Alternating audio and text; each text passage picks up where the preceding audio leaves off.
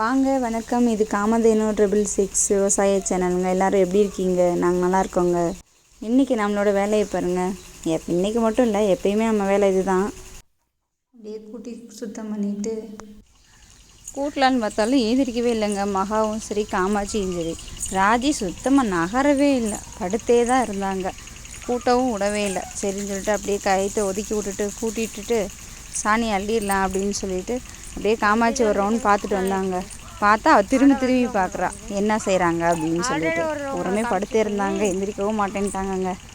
சரி நீங்கள் படுத்தே இருங்க அப்படின்னு சொல்லிட்டு நானும் அப்படியே என் வேலையை பார்த்துட்டே இருந்தேங்க. கூட்டி சாணி அள்ளிடலாம் அப்படின்னு சொல்லிட்டு. அதனால திரும்பி பார்த்துட்டே இருந்தாங்க. ரோசி மட்டும்தான் எந்திரிச்சு நின்னா, கொஞ்சம் கூட்டுறதுக்கு வசதியாக. சரி நல்லதாக போச்சு அப்படின்னு சொல்லிட்டு கூட்டி சாணி அள்ளிடலாம் அப்படின்னு சொல்லிட்டு தாங்க கூட்டிகிட்டு இருந்தேன். லாஸ்ட் 20 செகண்ட் தான் உங்களுக்கு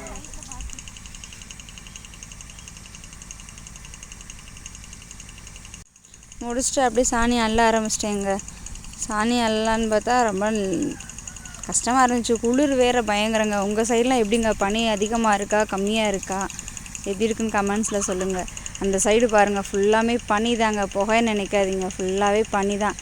வயலுக்குள்ளே கோழி வேறு.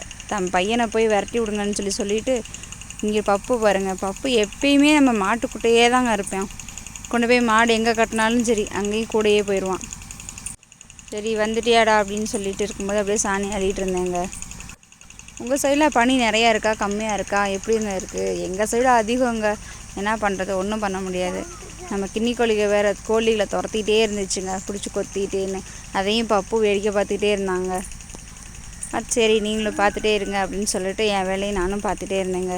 என்ன பண்ண, நம்ம வேலையை டயத்துக்குள்ளே முடிக்கணும்ல, முடித்தாதான் அடுத்த வேலையை பார்க்க முடியும். என்ன பண்ணுறது, மழை பெஞ்சா மழை பெய்யுதுன்னே சொல்கிறோம். பனி அடித்தா பனி அடிக்குதுன்னே சொல்கிறோம். வெயில்னால் அப்பா வெயிலா, இவ்வளோ வெயில் அடிக்குது அப்படின்னு சொல்கிறோம். அந்தந்த கிளைமேட்டில் அதை பார்க்குற வேலையை பார்த்து தானங்க ஆகும். நம்ம வேலையை நம்ம பார்த்துட்டே தான் இருக்கணும்.